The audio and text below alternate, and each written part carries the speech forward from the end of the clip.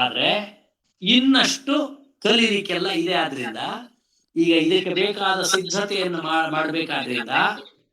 ಮಾಡ್ಬೇಕಾದ್ರಿಂದ ಈಗ ನೀವೇನೇನ್ ಸಿದ್ಧತೆ ಮಾಡಿದ್ದೀರಿ ಅದನ್ನೆಲ್ಲ ನೀವೇ ಮಾಡ್ಕೊಳ್ಳಿ. ಬೇಕಿದ್ರೆ ನನಗೆ ಹೇಳಿ, ನನ್ಗೊಬ್ನಿಗೆ ಹೇಳಿ. ಆಕ್ಚುಯಲ್ ಪಾರ್ಟಿಸಿಪೇಷನ್, ಆಕ್ಚುಯಲ್ ಕ್ಲಾಸ್ ಅಲ್ಲಿ ಏನ್ ಮಾಡ್ತೀರಿ ಅದನ್ನ ಆಮೇಲೆ ಮಾಡಿದ್ರೆ ಆಯ್ತು. ಓಕೆ. ಈಗ ಹಾ ಒತ್ತು ಅಕ್ಷರಗಳಿಗೆ ಒತ್ತಕ್ಷರಗಳು ಕೊಡೋದು ಹೇಗೆ ಅಂತ ಹೇಳ್ಕೊಡಿ. ನೀವು ನೋಡಿ, ಒತ್ತಕ್ಷರಗಳು ನಿಮ್ಮ ಟೆಕ್ಸ್ಟ್ ಬುಕ್ ನಲ್ಲಿ, ನಿಮ್ಮ ಸಂಯುಕ್ತ ಅಕ್ಷರಗಳು ಅಂತ ಇದೆ 20ನೇ ಪೇಜ್ ನಲ್ಲಿ. ಸಂಯುಕ್ತ ಅಕ್ಷರಗಳು ಅಂತ ಇದೆ 20ನೇ ಪೇಜ್ ಅಲ್ಲಿ. ತರ್ಕ, ಸಚ್ಚರಿತಂ ಅಲ್ಲೆಲ್ಲ ಒತ್ತಕ್ಷರಗಳನ್ನು ಹೇಗೆ ಬರಿಬೇಕು ಅಂತಿದೆ. ನೀವು ಅದನ್ನ ನೋಡ್ಕೊಂಡು ಬರೆದು ಅಭ್ಯಾಸ ಮಾಡ್ಬೇಕು. ಅಲ್ಲಿ ನೋಡಿ, ಪೇಜ್ ನಂಬರ್ 20, 21ರಲ್ಲಿ ಒಂದಷ್ಟು 25 ಶಬ್ದಗಳಿವೆ. ಎಲ್ಲ ಒತ್ತಕ್ಷರಗಳನ್ನೇ ಬರೆದು ಹೇಗೆ ಅಭ್ಯಾಸ ಮಾಡ್ಬೇಕು ಅಂತ ಕೊಟ್ಟಿದ್ದಾರೆ. ಅದನ್ನ ನೋಡ್ಕೊಳ್ಬೇಕು. ಆಯ್ತಾ? ನೋಡ್ತೀರಾ? ನಿಮ್ಗೆ ನಿಮ್ಮ ಶೈಲಜಮ್ಮ ಹೆಲ್ಪ್ ಮಾಡ್ತಾರೆ. ಅದನ್ನ ಕೂತ್ಕೊಂಡು ಬರೆದು ಅಲ್ಲೇ ಇದು ನೋಡಿ, ಬರೆದು ಅಭ್ಯಾಸ ಮಾಡ್ಬೇಕು. ರೈಟ್. ಈಗ ನಿಮಗೆ ಇನ್ನೊಂದು ಸರಳವಾದ ಪಾಠವನ್ನು ನಾನು ನಿಮಗೆ ಓದಿಸ್ತೇನೆ. ಈಗ ನೋಡಿ, ಪೇಜ್ ನಂಬರ್ 54ಕ್ಕೆ ಬನ್ನಿ. ಎಲ್ಲರೂ ಕೂಡ ಪೇಜ್ ನಂಬರ್ 54. ಯಾವುದೇ ಒಂದು ವಿಷಯದಲ್ಲಿ ಎಷ್ಟು ಚೆನ್ನಾಗಿ ಮಾತಾಡ್ಬೋದು. ಈಗ ನಾನು ಕನ್ನಡದಲ್ಲಿ ಏನು ಹೇಳೋದೇ ಇಲ್ಲ, ಆದ್ರೆ ನಿಮ್ಗೆ ಇಡೀ ಪಾಠ ಅರ್ಥ ಆಗತ್ತೆ. ನೋಡಿ, ಕನ್ನಡದಲ್ಲಿ ಏನು ಹೇಳೋದಿಲ್ಲ. ಪೇಜ್ ನಂಬರ್ 54 ಬನ್ನಿ. ನಾನು ನಿಮ್ಗೆ, ನೀವೆಲ್ಲ ನಾನು ನೋಡ್ತಾ ಇದ್ದೀರಾದ್ರಿಂದ ನಾನು ಆಕ್ಷನ್ ಕೂಡ ಮಾಡಿ ನಿಮ್ಗೆ ಅರ್ಥ ಹೇಳ್ಬಿಡ್ತೀನಿ, ಗೊತ್ತಾಗತ್ತೆ. ಇಲ್ಲಿ ನೋಡಿ, ಪಾಠದ ಹೆಸರು ಇಂದ್ರಿಯಾಣಿ. ಇಂದ್ರಿಯಾಣಿ ಅಂದ್ರೇನು? ಇಂದ್ರಿಯಾಣಿ ಅಂದ್ರೇನು? ಇಂದ್ರಿಯಂ ಅಂದ್ರೆ ಇಂದ್ರಿಯವು, ಪಂಚೇಂದ್ರಿಯಗಳು, ಇಂದ್ರಿಯಾಣಿ ಅಂತ ಹೇಳ್ತಾರೆ. ಈ ಇಂದ್ರಿಯಗಳನ್ನ ನಾವೀಗ ನೋಡೋಣ. ಮೊದಲನೇದು ಇದಂ ಶರೀರಂ. ಇದಂ ಶರೀರಂ ಅಂದ್ರೆ ಏನರ್ಥ? ವಾಣಿ ಹೇಳಿ. ಇದಂ ಶರೀರಂ, ಶರೀರ ಇದಂ ಶರೀರಂ, ಇದು ಶರೀರ. ಅತ್ರ ನೋಡಿ, ಅತ್ರ ತತ್ರ ಅತ್ರ ಅಸ್ತಿ ಕೃಷ್ಣಮೂರ್ತಿ, ತತ್ರ ಅಸ್ತಿ ಚಿಕ್ಕಮಂಗಳೂರೇ ಶೈಲಜಃ, ತತ್ರ ಅಸ್ತಿ ಪದ್ಮಾ ಬೆಂಗಳೂರು ನಗರೇ, ತತ್ರ ಅಸ್ತಿ ಕೃಷ್ಣ. ಅತ್ರ ತತ್ರ ಏನತ್ರ ಅಂದ್ರೆ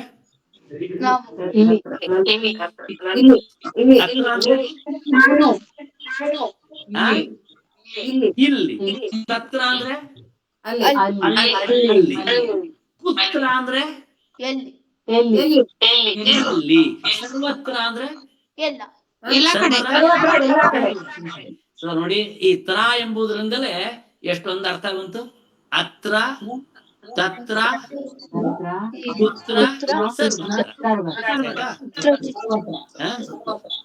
ಅತ್ರ ದೇವಃ ಅಸ್ತಿ, ತತ್ರ ದೇವಃ ಅಸ್ತಿ. ದೇವಃ ಕುತ್ರ ಅಸ್ತಿ?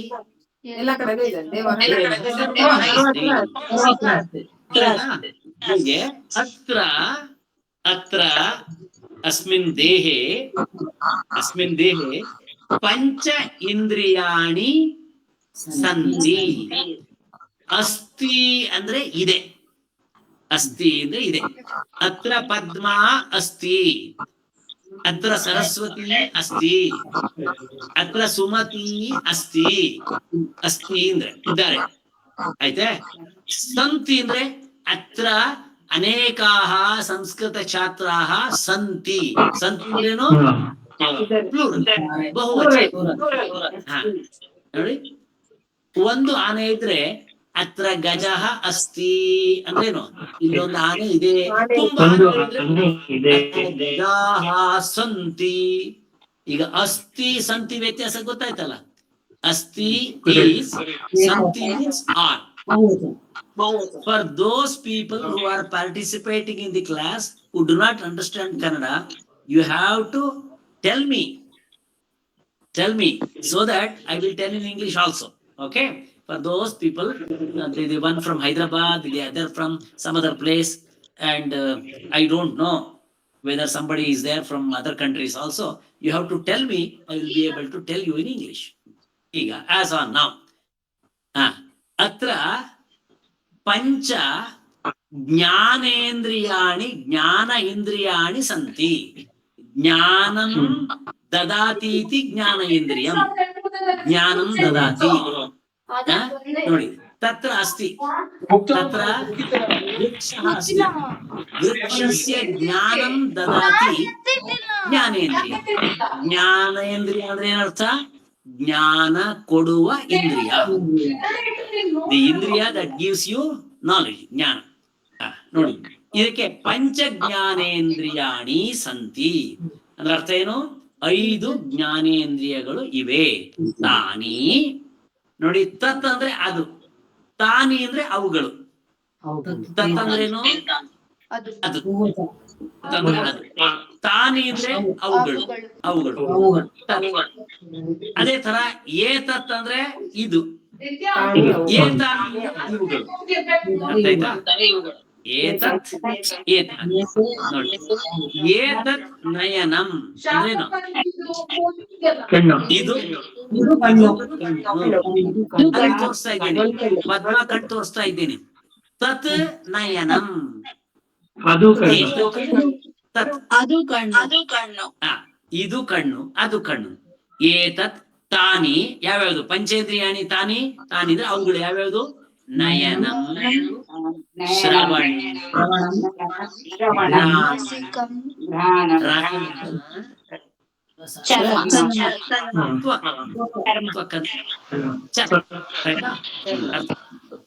ಗುರುಗಳೇ, ಒಂದು ಸ್ವಲ್ಪ ಎಲ್ಲರ ಮ್ಯೂಟ್ ಮಾಡ್ಲಿಕ್ಕೆ ಹೇಳಿ, ಮಾತಾಡಿದ್ರೆ ಕೇಳುದಿಲ್ಲ, ವಾಯ್ಸ್ ಎಕೋ ಹೊಡಿತದೆ ಎಲ್ಲ. ರೈಟ್. ಮನೀಷಾ ಮುಟ್ ಮಾಡಿ, ಎಲ್ರು ಮುಟ್ ಮಾಡ್ಬಿಡಿ. ನಾನ್ ಮಾತಾಡ್ತೀನಿ, ನೀವು ಕೇಳಿ. ಯಾರಿಗಾದ್ರೂ ಅರ್ಥ ಆಗದಿದ್ರೆ ನೀವು ಮಾತ್ರ ಆನ್ ಮಾಡಿ ಮತ್ತೆ ಕೇಳ್ಬೋದು. ಅಲ್ಲಿ ತನಕ ಪ್ಲೀಸ್ ಮ್ಯೂಟ್ ಮಾಡಿ. ಎಸ್, ಹೇಳು. ಇದಂ ಶರೀರಂ ಅತ್ರ ಪಂಚ ಜ್ಞಾನೇಂದ್ರಿಯಾಣಿ ಸಂತಿ. ತಾನಿ ನಯನಂ, ಶ್ರವಣಂ, ಘ್ರಾಣಂ, ರಸನಾ, ತ್ವಕ್ ಇತಿ. ಚ ಅಂದ್ರೆ ಆಲ್ಸೋ, ಇವೆಲ್ಲವೂ ಇದೆ, ಕೂಡ ಇದೆ. ಈಗ ಒಂದೊಂದೇ ಪ್ಯಾರ, 6 ಪ್ಯಾರ ಇದೆ ನೋಡಿ. 2ನೇ ಪ್ಯಾರ ಈಗ ಬಂತು. ವಯಂ ಅಹಂ ಕೃಷ್ಣಃ. ವಯಂ ಸಂಸ್ಕೃತ ಛಾತ್ರಾಃ. ಅಹಂ ವಯಂ. ಅಹಂ ಅಂದ್ರೆ ನಾನು, ವಯಂ ಅಂದ್ರೆ ನಾವು. ನಿಮ್ಗೆ ಗೊತ್ತಿದೆಯಲ್ಲ, ಒಬ್ಬ ಅಹಂ ಅಹಂ ಅಹಂ ಅಹಂ ಅಂತ ಹೇಳ್ತಾ ಇದ್ರೆ ಅವನಿಗೆ ಅಹಂ ಜಾಸ್ತಿ ಆಗಿದೆ ಅಂತಾರೆ, ಅಹಂಕಾರ ಅಂತ ಹೇಳ್ತಾರೆ. ಅದೇ ಅಹಂಕಾರ ಅಂತ.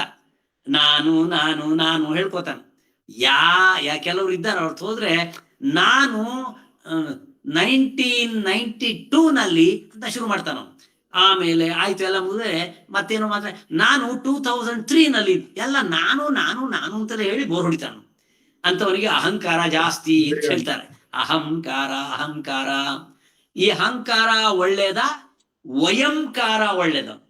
ಅಹಂ ಅಂತ ಹೇಳುದು ಅಹಂಕಾರ, ವಯಂ ಅಂತ ಹೇಳುದು ನಾವು ಅಂತ ಹೇಳುವುದು ವಯಂಕಾರ. ಯಾವ್ದು ಒಳ್ಳೇದು? ವಯಂಕಾರ ಒಳ್ಳೇದು. ನಾವು ಅಂತ ಹೇಳ್ಬೇಕೆ ಹೊರತು ನಾನು ಅಂತ ಹೇಳ್ಬಾರ್ದು. ಇರ್ಲಿ, ಅಹಂ ಆಯ್ತಾ?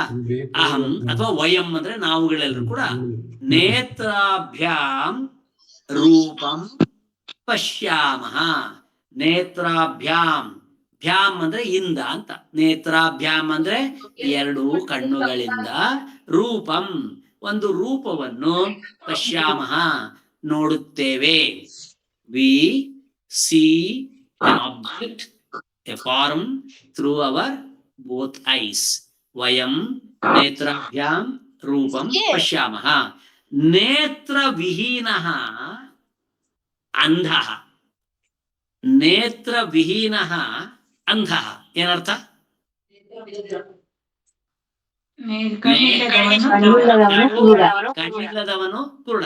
ಸಂಸ್ಕೃತದಲ್ಲಿ ಅವನಿಗೆ ಅಂಧ. ಏಕೇನ ನೇತ್ರೇಣ ಹೀನಃ. ಏಕೇನ ನೇತ್ರೇಣ ಹೀನಃ ಅಂದ್ರೆ ಒಂದು ಕಣ್ಣು, ಇನ್ನೊಂದು ಕಣ್ಣಿಲ್ಲ ಅವನಿಗೆ, ಒಂದು ಕಣ್ಣು ಮಾತ್ರ ಇದೆ, ಇನ್ನೊಂದಿಲ್ಲ. ಏಕೇನ ನೇತ್ರೇಣ ಹೀನಃ ಕಾಣಃ. ಅವನಿಗೆ ಸಂಸ್ಕೃತ ಏನ್ ಕರೀತಾರೆ? ಕಾಣ ಅಂತ ಕರೀತಾರೆ. ಕಾಣ ಅಂದ್ರೆ ಒಕ್ಕಣ್ಣ. ಹಾ, ಒಂದು ಕಣ್ಣಿರುವನು. ಇಂಗ್ಲಿಷ್ ಅಲ್ಲಿ ಗೊತ್ತಿಲ್ಲ. A person with one I is called as ಕಾಣ. ನೇತ್ರಾಭ್ಯಾಂ ಒನ್ ಐಡ್. ನೇತ್ರಾಭ್ಯಾಂ ವಿನಾ. ವಿನಾ ಅಂದ್ರೆ ವಿತೌಟ್. ವಿತೌಟ್. ವಿನಾ ಅಂದ್ರೆ ವಿತೌಟ್. ವಿನಾ ನೋಡಿ, ಅವನು ವಿನಾ ಚಿಂತೆ ಮಾಡ್ತಾನೆ ಅಂತ, ಸುಮ್ಮನೆ ಅಂತ, ವ್ಯರ್ಥವಾಗಿ. ವಿನಾ ನೇತ್ರಾಭ್ಯಾಂ ವಿನಾ ಜೀವನಂ ನ ಸುಖಕರಂ. ನೇತ್ರಾಭ್ಯಾಂ ವಿನಾ ಜೀವನಂ ನ ಸುಖಕರಂ. ಅರ್ಥ ಆಯ್ತಾ? ಅರ್ಥ ಆಯ್ತಾ ಶೈಲಜ? ಅರ್ಥ ಆಯ್ತಾ? ಹೇಳಿ. ನೇತ್ರಾಭ್ಯಾಂ ವಿನಾ ಅಂದ್ರೇನು?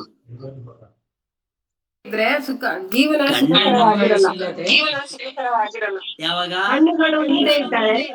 ಎರಡೂ ಕಣ್ಣಿಲ್ದಿದ್ರೆ ನೇತ್ರಾಭ್ಯಾಂ ವಿನಾ ಜೀವನಂ ನ ಸುಖಕರಂ.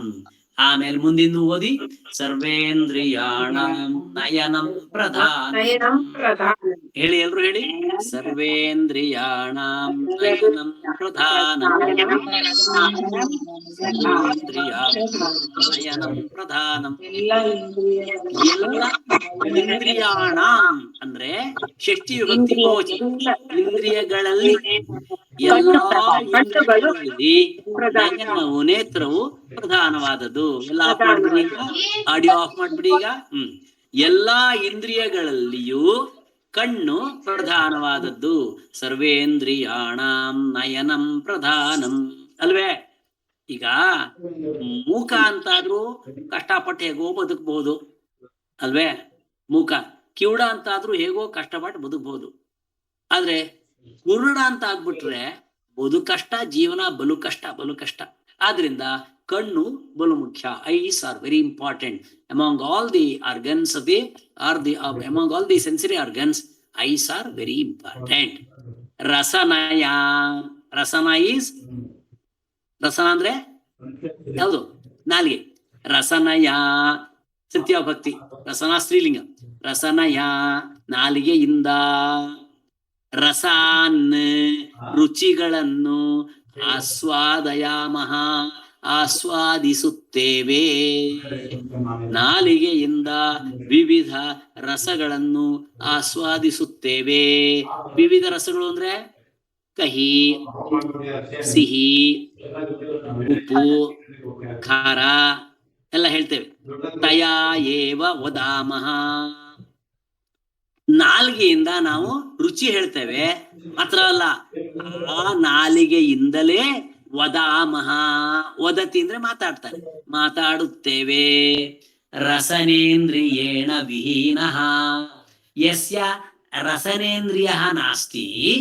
ಯಾರಿಗೆ ನಾಲಿಗೆಯಿಂದ ಮಾತಾಡ್ಲಿಕ್ಕೆ ಬರುವುದಿಲ್ಲ, ರಸನೇಂದ್ರಿಯ ವಿಹೀನಃ ಅವನ್ನ ಭವತಿ, ಅವನನ್ನು ಹೇಳ್ತಾರೆ ಮೂಕ ಎನ್ನುತ್ತಾರೆ. ರಸನೇಂದ್ರಿಯವಿಲ್ಲದವನನ್ನು ಮೂಕ ಎನ್ನುತ್ತಾರೆ. ರಸನಯ ವಿನಾ ವಕ್ತುಂ ನ ಪಾರಯಾಮಃ. ನಾಲಿಗೆಯು ಇಲ್ಲದಿದ್ದರೆ ನಮಗೆ ಮಾತಾಡಲಿಕ್ಕೆ ವಿನಾ ಅಂದ್ರೆ ಇಲ್ಲದೆ. ರಸನಯ ತೃತೀಯ ಭಕ್ತಿ. ನಾಲಿಗೆಯಿಂದ ನಾವು ಮುಕ್ತವಾದ್ರೆ, ನಾಲಿಗೆಯು ನಮಗೆ ಇಲ್ಲವಾದರೆ ಮಾತಾಡ್ಲಿಕ್ಕೆ ವಕ್ತುಂ ನ ಪಾರಯಾಮಃ. ಪಾರಯಾಮಃ ಸಾಧ್ಯ, ನ ಪಾರಯಾಮಃ ಸಾಧ್ಯವಾಗುವುದಿಲ್ಲ. ಅಲ್ಲಿ 3ನೇ ಪ್ಯಾರ ಆಯ್ತು. 4ನೇ para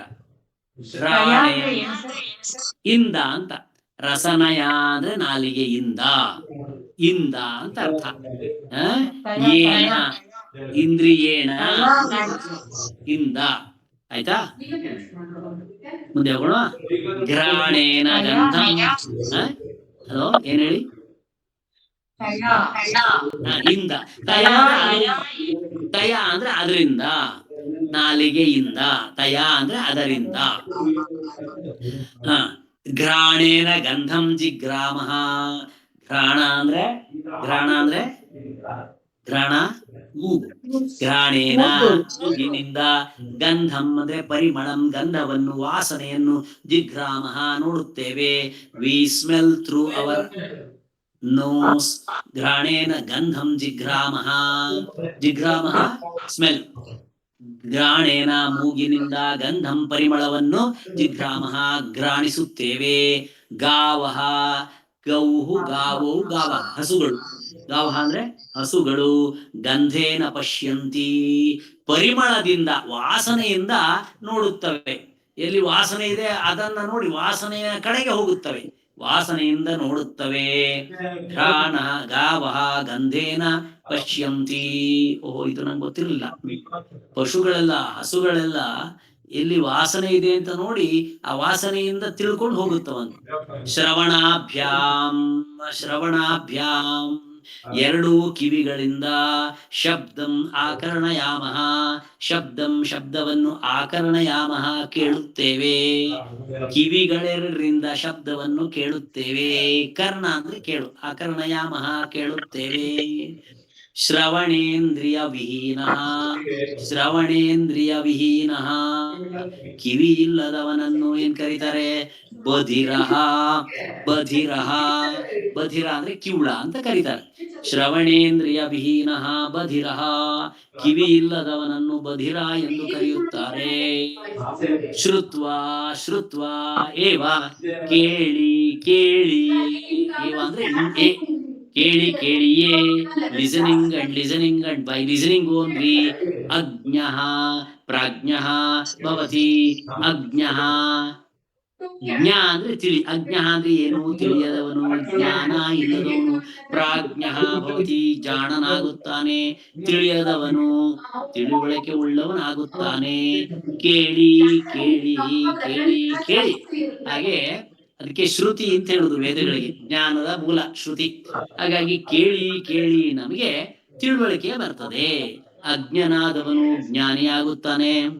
An innocent person, an ignorant person will also become learned by listening to knowledge. Listening.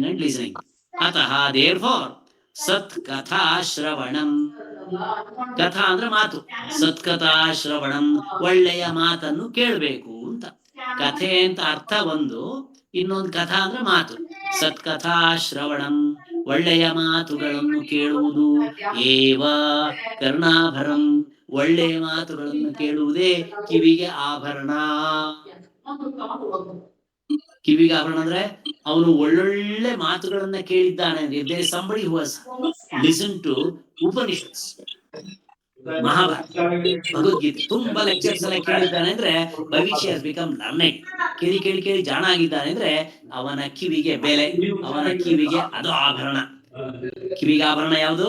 ಒಳ್ಳೆ ಮಾತುಗಳನ್ನ ಕೇಳುವುದು, ಶಾಸ್ತ್ರ ವಿಚಾರಗಳನ್ನ ಕೇಳುವುದೇ ಕಿವಿಗೆ ಆಭರಣ. ಕರ್ಣಾಭರಣಂ ಕಿವಿಗೆ ಆಭರಣವಾಗಿದೆ. 5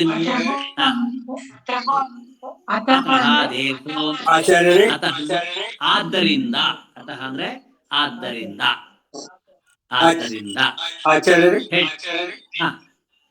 ಆನಂದ್ ಮಾತಾಡುದು. ಹೇಳಿ. ಕಥಾ ಅಂದ್ರೆ ಯಾವಾಗ ಅಂತ ಕೂಡ ಅರ್ಥ ಮಾಡ್ಕೊಳ್ಳಿ.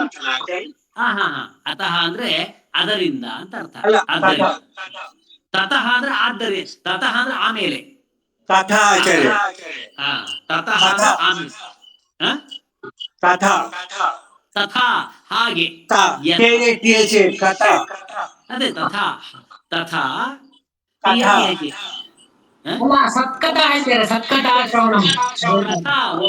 ಸಾರಿ ಕಥಾ KATH. ಕಥಾ ಅಂದ್ರೆ ಒಂದ್ ಮೀನಿಂಗ್. ಕಥಾ ಅಂದ್ರೆ ಕಥೆ, ಸ್ಟೋರಿ. ಇನ್ನೊಂದ್ ಮೀನಿಂಗ್ ಕಥಾ ಅಂದ್ರೆ ಡೈಲಾಗ್, ಮಾತು, ವರ್ಡ್ಸ್. ಯಾವಾಗ ಅಂತ ಅರ್ಥ ಇಲ್ಲ ಆಚಾರ್ಯ. ಕಥಾ ಅಂದ್ರೆ ಕಥೆ ಅಂತ, ಮಾತು. ಕಥಾ ಅಂದ್ರೆ ಮಾತು. ಸತ್ಕಥಾ ಅಂದ್ರೆ ಒಳ್ಳೆಯ ಮಾತು. ಕಥಾ ಅಂದ್ರೆ ಮಾತು. ಯಾವಾಗ ಅನ್ಲಿಕ್ಕೆ ಏನಂತೀವಿ ಆಚಾರ್ಯ? ಯಾವಾಗ ಅನ್ಲಿಕ್ಕೆ ಏನಂತೀವಿ? ಅದು ಕದಾ, KADA ಕದಾ. ಸದಾ ಕದಾ, ಸದಾ ಅವಾಗ, ಕದಾ ಅಂದ್ರೆ ಯಾವಾಗ. ಆಮೇಲೆ 5ನೇ ಶ್ಲೋಕ 5ನೇ ಪ್ಯಾರ ಬಂದಿದ್ದೇವೆ ಈಗ. ತ್ವಯ ಏನು ತ್ವಚ, ತ್ವಕ್ ಅಂದ್ರೇನು? ತ್ವಕ್ ಅಂದ್ರೆ ಚರ್ಮ, ತ್ವಚ ಅಂದ್ರೆ ಚರ್ಮದಿಂದ, ಸ್ಪೃಶಾಮಹ ಚರ್ಮದಿಂದ ನಾವು ಮುಟ್ಟುತ್ತೇವೆ, ಚರ್ಮದಿಂದ ಸ್ಪೃಶಾಮಹ ಮುಟ್ಟುತ್ತೇವೆ. We feel by touching through skin. ತ್ವಚ ತ್ವಚ ತ್ವಚೆಯಿಂದ ಸ್ಪೃಶಾಮಹ ಮುಟ್ಟುತ್ತೇವೆ. ತ್ವಗಿಂದ್ರಿಯಂ, ತ್ವಕ್ ಇಂದ್ರಿಯಂ ಚರ್ಮ ಎಂಬ ಇಂದ್ರಿಯವು ಶರೀರೇ ಶರೀರದಲ್ಲಿ ಸರ್ವತ್ರ ಅಸ್ತಿ, ಸರ್ವತ್ರ ಅಸ್ತಿ, ಎಲ್ಲಾ ಕಡೆಯಲ್ಲಿದೆ. ಉಗುರಿನಲ್ಲಿ ಮಾತ್ರ ಇಲ್ಲ ಕಾಣುತ್ತೆ, ಎಲ್ಲಾ ಕಡೆ ಇದೆ. ಅದರಿಂದ ಉಗುರಿಗೆ ಫೀಲಿಂಗ್ ಕಡಿಮೆ, ಆದ್ರೆ ಎಲ್ಲಾ ಉಳಿದ ಭಾಗದಿಂದ ನಮ್ಗೆ ಫೀಲ್ ಮಾಡ್ತೇವೆ. ತ್ವಕ್ ಇಂದ್ರಿಯಂ ಚರ್ಮವೆಂಬ ಇಂದ್ರಿಯವು ಶರೀರೇ ಶರೀರದಲ್ಲಿ ಸರ್ವತ್ರ ಎಲ್ಲ ಕಡೆಯಲ್ಲಿ ವ್ಯಾಪ್ತಂ ಅಸ್ತಿ ಹರಡಿದೆ, ವ್ಯಾಪ್ತಿಯಾಗಿದೆ. The sensory organ called skin is spread all over the body. ತ್ವಚಾ ವಿನಾ, ತ್ವಚಾ ವಿನಾ. ಒಂದ್ ವೇಳೆ ನಮ್ಗೆ ಚರ್ಮದ ಸೆನ್ಸೇಷನ್ ಇಲ್ಲ ಅಂತ ಆಗ್ಬಿಟ್ರೆ, ವಿತೌಟ್ ಚರ್ಮ, ವಿತೌಟ್ ಸ್ಕಿನ್ ಅಂದ್ರೆ ತ್ವಚಾ ವಿನಾ, ಚರ್ಮ ಇಲ್ಲದಿದ್ರೆ ಶೀತಂ ಉಷ್ಣಂ ಚ ಜ್ಞಾತುಂ ನ ಪಾರಯಾಮಃ. ನಮ್ಗೆ ಶೀತಾನೂ ಗೊತ್ತಾಗಲ್ಲ, ಉಷ್ಣನೂ ಗೊತ್ತಾಗಲ್ಲ. ಶೀತಾನೂ ಗೊತ್ತಾಗಲ್ಲ, ಉಷ್ಣನೂ. ತುಂಬಾ ಸೆಕೆ ಇರುವ ಪಾಟ್ನಾಕ್ ಹೋದ್ರೆ ಬೇಸಿಗೆ ಕಾಲದಲ್ಲಿ ಅಂತ ಆಗ್ಬೇಕಾದ್ರೆ ಆ ಎಲ್ಲ ಅನುಭವ ಚರ್ಮದ ಮೂಲಕ. ತುಂಬಾ ಚಳಿ ಇರುವ ಹಿಮಾಲಯಕ್ಕೆ ಹೋದ್ರೆ ಆ ಶೀತ ಅನುಭವವೂ ಆಗುವುದು ಚರ್ಮದಿಂದಲೇ. ಆದ್ರಿಂದ ತ್ವಚಾ ಚರ್ಮ ಸರಿಯಾಗಿ ಇಲ್ದೇ ಇದ್ರೆ ಶೀತ ಉಷ್ಣ ಗೊತ್ತಾಗಲ್ಲ. 6ನೇದು ಅಂದ್ರೆ ಸಾಧ್ಯ ಅಂತ, ಪಾರಯತಿ ಸಾಧ್ಯ, ನ ಪಾರಯಾಮಃ ಸಾಧ್ಯವಾಗುವುದಿಲ್ಲ. It becomes impossible for us to feel if we don't have skin. 6th one, evam like this. evam ಅಂದ್ರೆ ಹೀಗೆ. ಪಂಚೇಂದ್ರಿಯಾಣಿ 5 ಇಂದ್ರಿಯಗಳು ಜನಾನ್ ಮನುಷ್ಯರನ್ನು ಉಪಕುರ್ವಂತಿ ಉಪಕಾರ ಮಾಡುತ್ತವೆ. ಹೀಗೆ ಈ 5 ಇಂದ್ರಿಯಗಳು ಮನುಷ್ಯರಿಗೆ ಉಪಕಾರ ಮಾಡುತ್ತವೆ. All these 5 sensory organs help people to experience the world.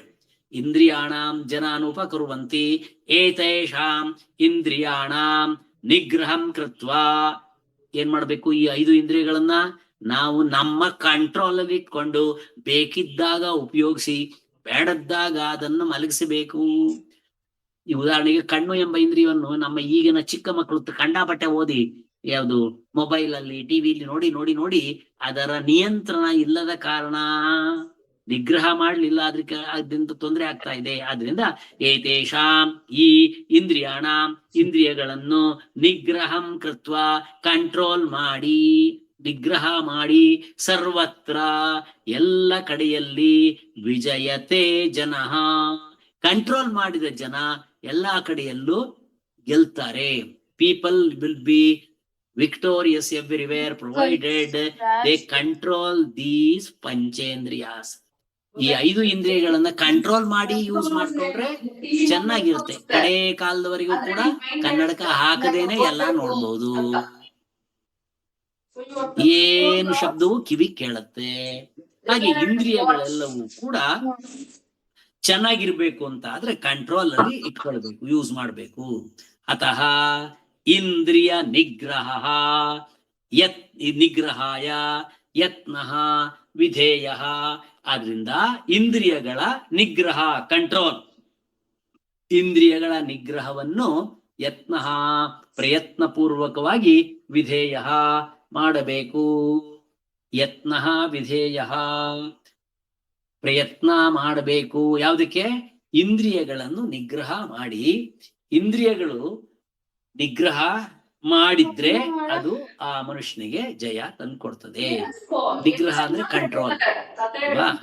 ಇಂದ್ರಿಯಗಳಿಗೆ ಉಪನಿಷತ್ತಿನಲ್ಲಿ ಹೋಲಿಕೆ ಕೊಡುವುದು ಏನ್ ಗೊತ್ತಾ? ರಥದ ಹಗ್ಗ, ಇಂದ್ರಿಯಗಳು ರಥದ ಕುದುರೆ. ರಥದ ಕುದುರೆ. ಒಂದು ರಥದಲ್ಲಿ ಕೃಷ್ಣನ ರಥದಲ್ಲಿ 5 ಕುದುರೆ ಇದೆಯಲ್ಲ ಮುಂದೆ, ಒಂದೊಂದು ಇಂದ್ರಿಯಗಳು. ಕುದುರೆಯನ್ನು ಮೇಲೆ ಕೂತಂತ ಡ್ರೈವರ್ ಕಂಟ್ರೋಲ್ ಅಲ್ಲಿ ಇಟ್ಕೊಳ್ಳದೆ ಇದ್ರೆ 5 ಕುದುರೆಗಳು ಇಷ್ಟ ಬಂದಲ್ಲಿ ಎಲ್ಲೆಲ್ಲಾದ್ರೂ ಹೋದ್ರೆ ರಥದಲ್ಲಿ ಕೂತ ನನ್ನ ಗತಿ ಏನು ಅಲ್ವೇ? ಕಾರ್ನಲ್ಲಿ ಕೂತ ನಮಗೆ ಸ್ಟೇರಿಂಗ್ ನಮ್ಗೆ ಕಂಟ್ರೋಲ್, ಬ್ರೇಕ್ ನಮ್ಗೆ ಕಂಟ್ರೋಲ್ ಇಲ್ಲದೆ ಇದ್ದು ಒಮ್ಮೆ ಸ್ಟಾರ್ಟ್ ಆಗಿ ಓವರ್ ಬಿಟ್ರೆ ಡೌನ್ ಇದ್ ಬಿಟ್ರೆ ಹಾಗೆ ಇಂದ್ರಿಯಗಳು ನಮ್ಮ ನಿಯಮದಲ್ಲಿ ಇರ್ತಕ್ಕಂಥದ್ದು. ಅದಕ್ಕೆ ಪ್ರಯತ್ನ ಮಾಡ್ಬೇಕು. ಅದಕ್ಕೊಂದು ಶ್ಲೋಕ: ನೇತ್ರಂ ಶ್ರೋತ್ರಂ ತಥಾ ಘ್ರಾಣಂ ತ್ವಕ್ ಜಿಹ್ವೇಂದ್ರಿಯ ಮುಚ್ಯತೆ ತನ್ನಿಗ್ರಹಾತ್ ಸುಖ ಪ್ರಾಪ್ತಿ ಅನ್ಯಥಾ ನ ಸ ಮುಚ್ಯತೆ. ನೇತ್ರಂ ಶ್ರೋತ್ರಂ ತಥಾ ಘ್ರಾಣಂ ತ್ವಕ್ ಚರ್ಮ, ತ್ವಕ್ ಜಿಹ್ವಾ, ಜಿಹ್ವಾ ಅಂದ್ರೆ ನಾಲ್ಗೆ, ಇಂದ್ರಿಯಂ ಇವುಗಳನ್ನು ಇಂದ್ರಿಯ ಅಂತ ಕರೀತಾರೆ. ಉಚ್ಯತೆ ಇಂದ್ರಿಯ ಎಂದು ಉಚ್ಯತೆ ಕರೆಯಲ್ಪಡುತ್ತದೆ. Called all these 5 are called as sensory organs. Tan nigrahat, all these 5 indriyas are to be controlled. ಈ 5 ಇಂದ್ರಿಯಗಳನ್ನು ನಿಗ್ರಹ ಮಾಡುವುದರಿಂದ, ಕಂಟ್ರೋಲ್ ಮಾಡುವುದರಿಂದ ಸುಖ ಪ್ರಾಪ್ತಿ. ಕಂಟ್ರೋಲ್ಡ್ ಯೂಸ್ ಮಾಡುವುದರಿಂದ ಸುಖ ಪ್ರಾಪ್ತಿ, ಸುಖ ಪ್ರಾಪ್ತಿಯಾಗ್ತದೆ, ಸುಖ ಬರ್ತದೆ. You will get happiness by only controlled uses. ಅನ್ಯಥಾ, ಅನ್ಯಥಾ ಅಂದ್ರೆ ಏನು? ಇಫ್ ನಾಟ್ ಇಲ್ಲದಿದ್ರೆ ಸ ಮುಚ್ಯತೆ, ಅವನನ್ನ ಅವನು ನ ಉಚ್ಯತೆ. ಏನು ಉಚ್ಯತೆ? ಸುಖ, ಅವನಿಗೆ ಸುಖ ಇಲ್ಲ ಆಗ್ತದೆ. ಅವನನ್ನು ಸುಖಿ ಅಂತ ಹೇಳುವುದಿಲ್ಲ. ಅವನನ್ನು ಅವನನ್ನು ನ ಮುಚ್ಯತೆ. ಅನ್ಯಥಾ ಸನ ಮುಚ್ಯತೆ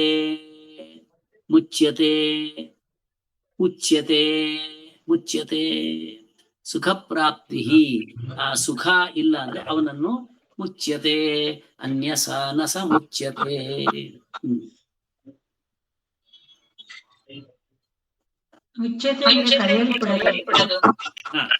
ಅವನನ್ನ ಹಾಗೆ ಇಂದ್ರಿಯ ನಿಗ್ರಹ ಉಳ್ಳವನು ಅಂತ ಕರೆಯುವುದಿಲ್ಲ ಅಂತ ಆಯ್ತಾ?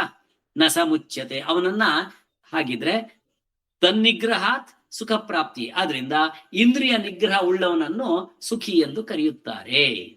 ಅರ್ಥ ಆಯ್ತಾ? ಈಗ ಸಮಯ ಆಗ್ತಾ ಇದೆ. ಆದ್ರಿಂದ ಇದರಲ್ಲಿ ಏನಾದ್ರೂ ನಿಮ್ಗೆ ಡೌಟ್ ಇದ್ರೆ ಮುಂದಿನ ಕ್ಲಾಸ್ ನಲ್ಲಿ ಅಂಡರ್ಲೈನ್ ಮಾಡ್ಕೊಂಡು ಬಂದು ಕೇಳಿ. ಇಲ್ಲಿರುವ ಕ್ವೆಶ್ಚನ್ಸ್ಗೆ ಉತ್ತರವನ್ನು ನೀವು ಬರಿಬಹುದು. ನೋಡ್ಕೊಂಡು ಆ ಪ್ರಶ್ನೆಗೆ ಉತ್ತರವನ್ನ ನೀವೆಲ್ಲರೂ ಬರೆದು ತನ್ನಿ. ಆ ಅಭ್ಯಾಸವನ್ನು ಕೂಡ ನಾನು ಮುಂದಿನ ಕ್ಲಾಸ್ ನಲ್ಲಿ ಮಾಡ್ಲಿಕ್ಕೆ ಆಗ್ತದೆ. ಇವತ್ತು ಸಮಯ ಆಗ್ತಾ ಇದೆ. ಇವತ್ತು ಬಂದಿರುವ ಎಲ್ಲರನ್ನು, ಬಾರದೇ ಇದ್ದವರನ್ನು ಮತ್ತೆ ಕೂಡ ಸಂಪರ್ಕ ಮಾಡಿ ಎಲ್ಲರೂ ಕೂಡ ಇನ್ ಮುಂದೆ ರೆಗ್ಯುಲರ್ ಆಗಿ ಕ್ಲಾಸಿಗೆ ಬಂದು ಎಲ್ರು ಬರ್ತಾರೆ. ನನ್ಗೇನು ಇವತ್ತು ಕೆಲವ್ರು ಬರ್ಲಿಲ್ಲ, ನಿನ್ನೆ ಹಾಗಾಗಿ ಮುಂದಿನ ಕ್ಲಾಸಿಗೆ ಬರುವಾಗ ಅವ್ರು ಬಂದಿರ್ಲಿಲ್ಲ ಅಂತ ಮತ್ತೆ ಹಿಂದಿಂದ ಇನ್ನೊಂದ್ಸರಿ ಹೇಳೋದೇ ಆಗ್ತದೆ. ಹೀಗಾಗ್ಬಾರ್ದು ಅಂತಿದ್ರೆ ಎಲ್ಲಾ ಸ್ನೇಹಿತರಿಗೆ ಹೇಳಿ ಎಲ್ರು ಟೈಮ್ ಸರಿಯಾಗಿ ಕ್ಲಾಸಿಗೆ ಬರ್ಬೇಕು. ಏನಾದ್ರು ಕೇಳಬೇಕಾಗಿದ್ಯಾ? ಏನಾದ್ರು ಕೇಳಲಿಕ್ಕಿದ್ಯಾ? ಎಸ್. ಈಗ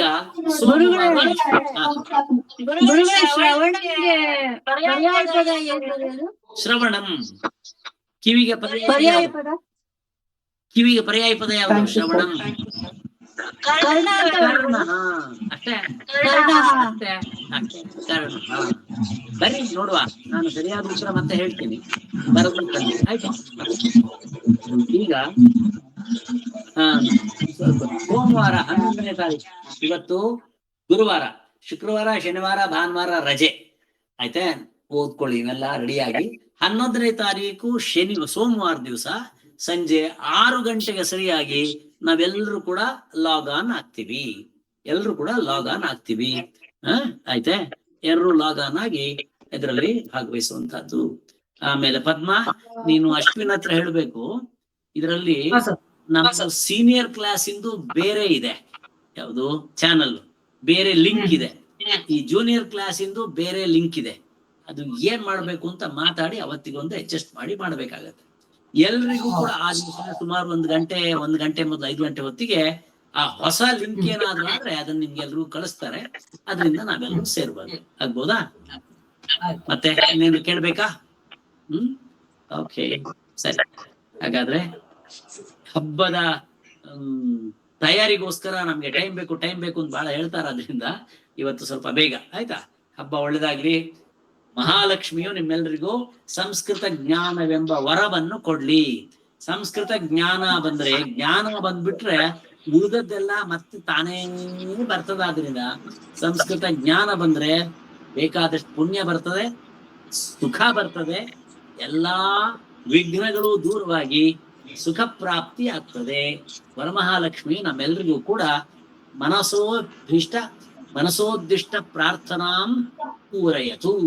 ನಮ್ಮೆಲ್ಲರ ಮನಸ್ಸಿನಲ್ಲಿರುವ ಪ್ರಾರ್ಥನೆಗಳನ್ನು ಪೂರೈಸುವಂತಾಗ್ಲಿ.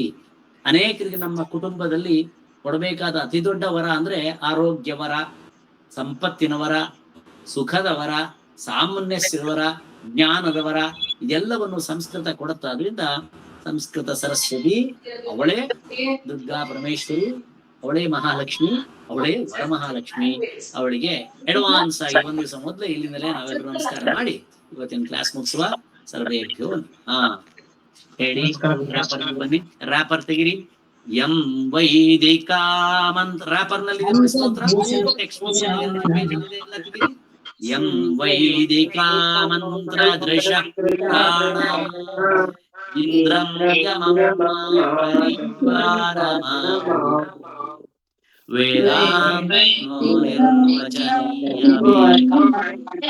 ಯಂ ಬ್ರಹ್ಮ ಶಬ್ದೇನ ವಿನಿರ್ದಿಶಂತಿ ಶೈವಾಯ